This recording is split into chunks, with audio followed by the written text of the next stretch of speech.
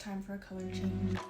These are super pretty and I love them. I just can't anymore. So this is currently like a Gel X set that I had filled in. So there's Builder Gel on top of Gel X. So I'm just basically removing like a good portion of it so that I can redo the Builder Gel and then put more color on top, which is like kind of unnecessary, and I could have just taken the color off, but I don't know, I just wanted to show how I do my Builder Gel. So anyways, here I'm just using a coarse bit, and it's one of the rounded tops so you won't cut yourself. Still be super careful because the coarse bits are really aggressive. I'm also just kind of trimming them down with this, which I could have done with a file, but I just like to do it with the bit because it's kind of keeping it all in one step. And then I'm just continuing to debulk and just trim down and smooth everything out. So now I'm using a 240 grit tiny sanding band, which really lets me get in all the crevices. And I'm basically just smoothing everything out, buffing it, and kind of doing a little bit of cuticle work. I'm just going around the cuticles, getting any of the dead skin off of my nail plate. With this, and actually all bits, you should keep them parallel to your nail plate, so don't be angling them in any way that'll give you like rings of fire or anything. Just keep them all parallel to your nail plate and like kind of bend them with the way that your natural nail bends.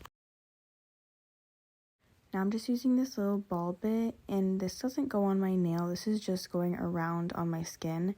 And it was a lot rougher than I thought, so it kind of cut me in some spots, but it's okay, just be careful. It's really just meant to get the dead skin off. Okay, now I'm just spraying with some rubbing alcohol, and I usually like to use a brush. I don't know why I'm using this, but I'm scraping all the dust off. And this is the Builder Gel I use by the brand Luminary. Okay, so I'm starting by doing my slip layer, which is just a really thin layer that gets really close to the skin. And then I don't cure it, it stays wet so that the gel can flow to where I put that layer. And then I'm just putting a bigger bead right at my cuticle and just kind of swishing back and forth until I get all the way down to the edge. I'm looking at it from the side and I see that it's not even, so I'm just kind of very gently pulling the gel to where I want it to go and building that apex. Once the gel is on there, you don't really want to use a lot of pressure at all. You're kind of just trying to move the top layer of the gel.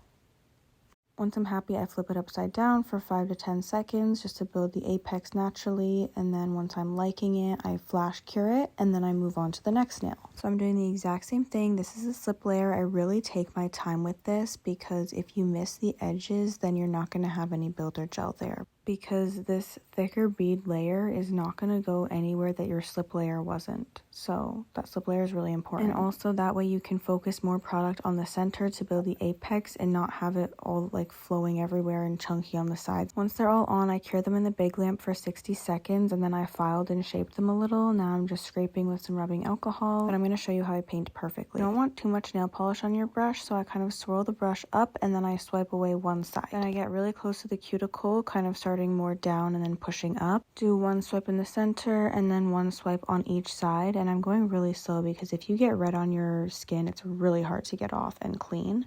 But I try and get as close as I can without actually touching. And then to make my manicure last longer, I like to get as close as I possibly can, so I'm going in with my liner brush and really just filling in that little tiny gap. I'm clearly taking my time with this, like I go really slow because honestly, cleaning up red is just nearly impossible. So I just have to. And I also really like to get as close as possible just because once it grows out, it can give me like a little bit of extra time, even though it doesn't really matter because I change my nails so often, but like I don't really care. It looks so much better if the like manicure is all the way up to the cuticle, in my opinion. So if you go to a nail tech and she does this, thank her. Okay, we're gonna show again. So I put the paint down and then push it up to the cuticle. It's better than just going straight in at the cuticle because then you might hit it and you might flood it. But basically just keep your brush at like a 45-degree angle, push it up, and then drag it down and get as close to the sides as possible. And you don't have to get too close because you can just go in with your liner brush and it makes it way easier anyways.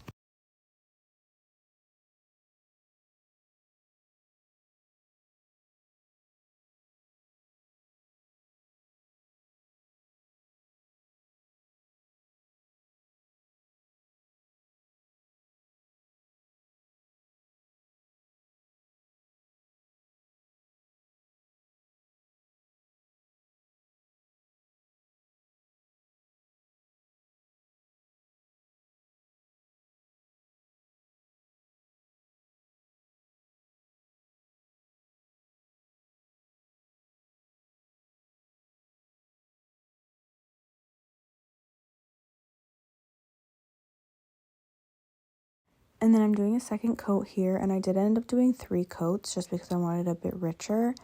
But the second and third coats go way faster because you don't have to go in with a liner brush and you don't have to be as precise as the first.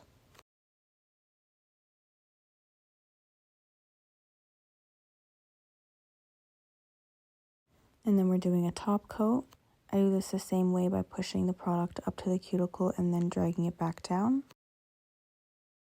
And then I put some cuticle oil on and that's it. Looks like it's professional. It looks like a Russian manicure. It is so pretty and I love this color. Bye.